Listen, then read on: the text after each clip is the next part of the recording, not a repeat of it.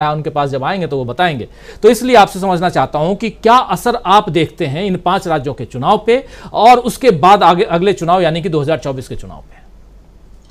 अब सबसे पहले तो श्रवण जी की तारीफ करनी पड़ेगी। उनका नजरिया बहुत क्लियर है और बहुत बैलेंस्ड है और बहुत मैच्योर्ड है, इसमें कोई दो राय नहीं है। लेकिन जो पॉलिटिक्स है वो वैसी नहीं है। माने श्रवण जी ने जो सब कहा वो सब बहुत गंभीर बातें हैं और जाहिर है उसका ख्याल रखना चाहिए हम लोगों को बात करते हुए। लेकिन हम लोगों को यह भी ख्याल रखना चाहिए कि झोला उठाकर चल दूंगा, किसी भी चौराहे पे आ जाऊंगा। और एक तीसरा था उनका कि मार्गदर्शक मंडल में लोगों को भेज दिया था।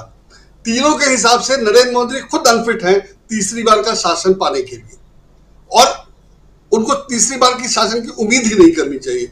सामान्य तौर पर अगर वो चुनाव लड़ रहे थे तो चुनाव जीतेंगे या हारेंगे, तीसरा कुछ तो होता ही नहीं है। 2 बार वो जीत चुके हैं, तीसरी बार हारने के लिए उनको तैयार रहना चाहिए था।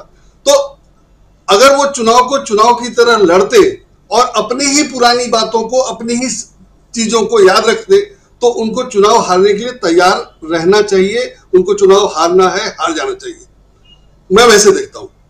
लेकिन अगर अब वो जीतना चाहते हैं तो क्या कर सकते हैं? तो जीतना चाहते हैं तो उनका शासन, उन्होंने जो क्या किया 10 साल में, वो हम देखेंगे या लोग देखेंगे, वोटर्स देखेंगे। और जैसा कि हम लोग पहले चर्चा करते रहे हैं, बीजेपी अपने काम से अपने आप बुरी तरह फंस गई है, पूरी तरह। तो इसलिए बीजेपी का नेगेटिव वोट कांग्रेस पे काम आएगा या माने बीजेपी के खिलाफ जाएगा। वो कांग्रेस को मिले या किसी को मिले, हो सकता है उस समय कोई माने इंडिया को मिले, कांग्रेस को ना मिले, वो सब अलग बात है, बात की बात है। लेकिन बीजेपी के खिलाफ उसका ही माने उसके बीजेपी का नेगेटिव वोट ज्यादा है। बीजेपी को जो पॉजिटिव वोट मिलेगा या मिल सकता है, उसे कई कारण है। और उसमें मैं वो भी देखता हूं कि जो उनके हार्डकोर सपोर्टर हैं, आखिर उनको क्या मिला, आखिर उनको क्या मिला। माने एक अच्छी व्यवस्था तो नहीं मिली। अगर किसी ने निजी तौर पे पैसा कमा लिया हो या यौन शोषण के आरोप से बच गया हो, जेल नहीं गया हो, तो वो सब अलग बात है। लेकिन एक इलेक्टेड रिप्रेजेंटेटिव को अपने लिए या अपने वोटर्स के लिए या अपने समर्थकों के लिए क्या मिला, या अपने समर्थकों को वो क्या दिला पाया, देश का क्या विकास हुआ। हम सब जानते हैं कि हम लोग कई मामलों में पीछे गए हैं। तो इसमें कायदे से अगर बीजेपी को जीतने की उम्मीद है या जीतना चाहती है तो पहले तो 10 साल का स्टेटमेंट आना चाहिए कि हाँ भैया हमने ये किया और ये इस तरह से अच्छा है और हम आगे ये करेंगे। ऐसा कुछ बीजेपी की तरफ से है नहीं। तो इसलिए भी मुझे नहीं लगता है कि वहां कुछ होने वाला है। और अगर वो कुछ गलत करेंगे, नुकसान करने की कोशिश करेंगे, तो उसका फायदा भी कांग्रेस को मिलेगा। जो सुप्रीम कोर्ट का फैसला है, सुप्रीम कोर्ट के फैसले को हम ऐसे क्यों नहीं देखें। सुप्रीम कोर्ट का फैसला है, मैं उस पर कोई टिप्पणी नहीं कर रहा, मैं टिप्पणी करने की जरूरत नहीं समझता।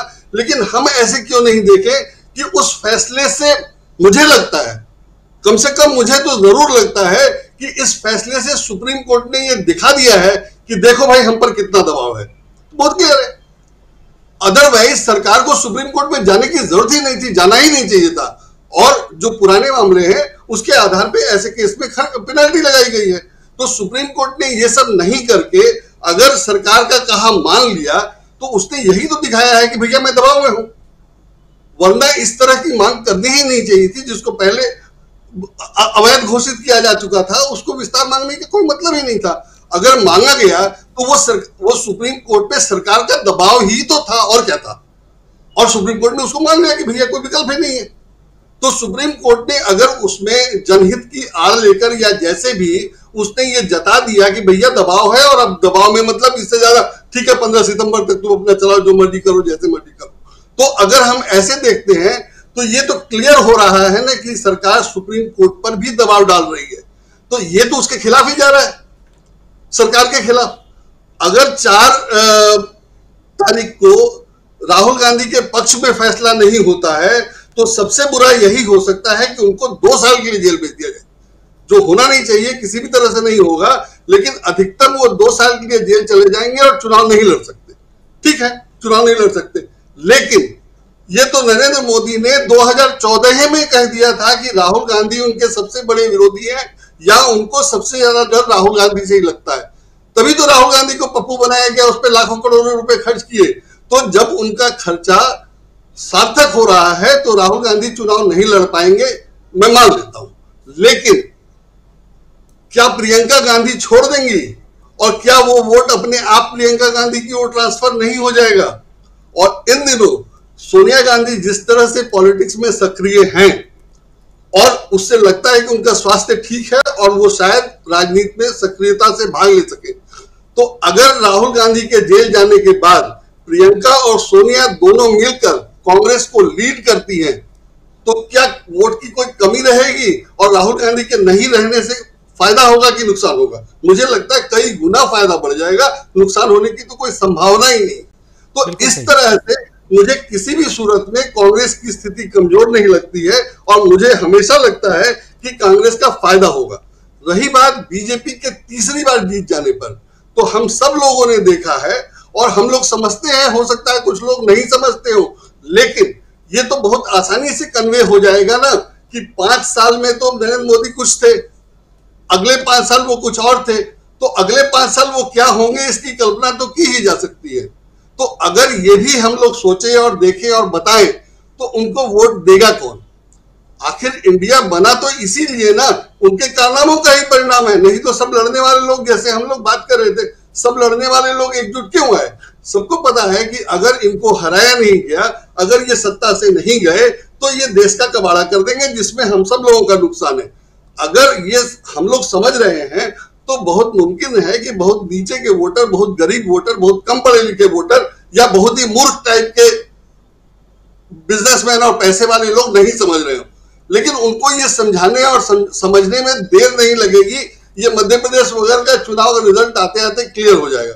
तो मुझे लगता है कि स्थिति बहुत अच्छी है और बीजेपी तो अपने आप में हारी हुई है और वो जो भी कर रही है, वो जैसा कि मैं पहले कहता रहा हूं कि वो लोग इतने कॉम्पिटेंट नहीं है कि वो कुछ ऐसा कर लें कि इस स्थिति से निकल सके।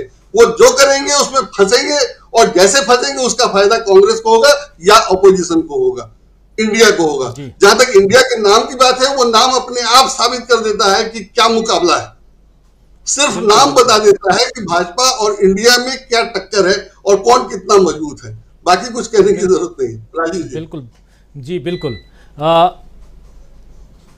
जो बात आप रख रहे हैं उसमें सबसे बड़ी बात ये कि एक उम्मीद, एक आशा जो है वो जगती है कि इस देश में अंधकार नहीं है, उजाला भी है, कुछ जगहों से रोशनी आ रही है।